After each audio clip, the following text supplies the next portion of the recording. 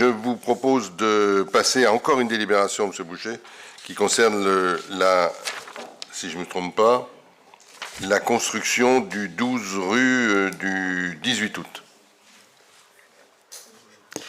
À nouveau, je reviens sur une délibération donc, qui a été prise il y a un certain temps et qui symbolise un peu ce qui se passe actuellement autour de la construction, quand même, et des équilibres économiques. Je remonte un peu dans le passé, puisque par délibération du 20 novembre 2014, le conseil municipal a cédé les actions que la commune détenait dans le capital de la Vallée Arve Habitat, et on les a cédées à l'OPH 74, Haute-Savoie Habitat. Cette cession est assortie d'un certain nombre de conditions portant sur la réhabilitation par Haute-Savoie Habitat d'immeubles de logements appartenant à la commune. Un certain nombre de choses ont été faites, notamment une rénovation complète du 36 route de Bonneville, qui est extrêmement intéressante, et aussi aux 32 rue du Salève. C'est-à-dire que ce sont des propriétés qui appartenaient à la ville et qui ont été entièrement rénovées donc, par Haute-Savoie Habitat et gérées maintenant dans le patrimoine d'Haute-Savoie Habitat. Il y avait une troisième opération donc, qui était le bâtiment dit des instituteurs au 12 rue du 18 août et qui portait là, après une étude, non pas une réhabilitation mais une démolition du bâti et reconstruction d'un immeuble comprenant un local d'activité communale et 20 logements, dont un logement pour le concierge de l'école de Jean Mermoz et 16 logements en accession sociale en bail réel solidaire, et puis 3 logements locatifs sociaux en bail réel et solidaire. Pour cette opération, le conseil municipal, donc on a pris une délibération le 4 mars 2021, en constatant la désaffectation et prononcé le déclassement par anticipation de l'emprise du projet de construction. Le 9 septembre 2021, on a approuvé la cession de millièmes de terrain à construire à IDEIS et à l'Office foncier d'innovation solidaire, filiale de l'OP d'Haute-Savoie Habitat, pour un montant total de 300 000 €. Ça, c'est le prix de vente de notre terrain, quelque part.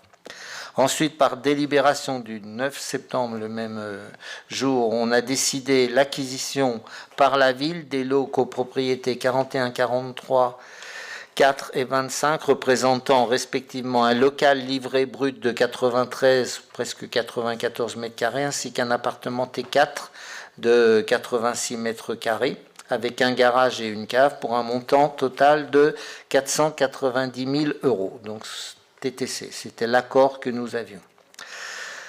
Et c'est là que les équilibres économiques actuels de la construction sont compliqués et qui m'amènent à vous faire une nouvelle proposition. L'ouverture des plis dans le cadre de la procédure d'appel d'offres engagée par IDEIS en 2022 a fait apparaître une importante augmentation des coûts de travaux par rapport à l'équilibre de l'opération déterminée en 2020.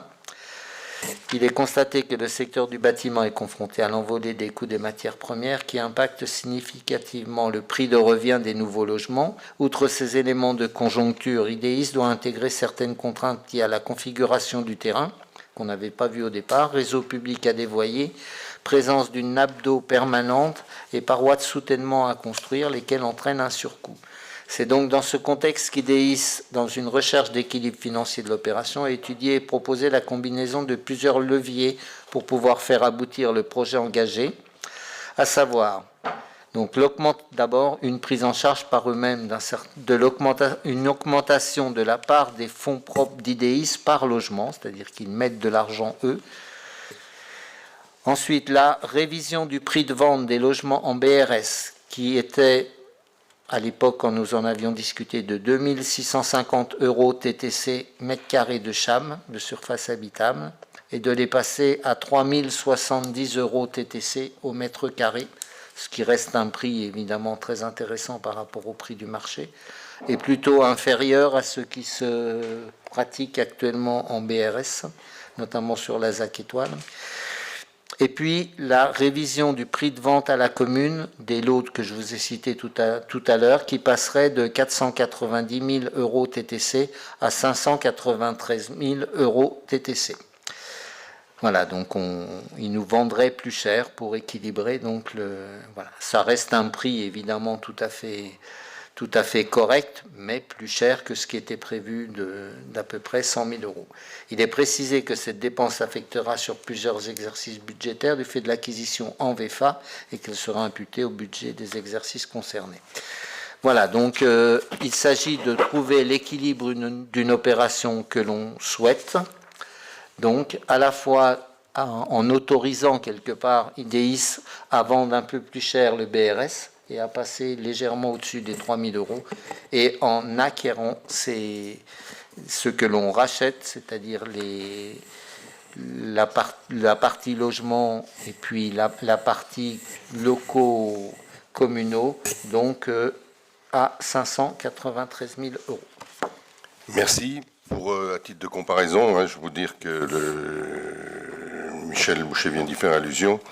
Le BRS, les réaménagements, réactualisation du prix BRS sur la ZAC Étoile, on est à 3300. Voilà. Et ça, c'est lié aux problématiques de la crise du logement dont on parlait il y a un instant. Est-ce qu'il y a des questions sur ce dossier?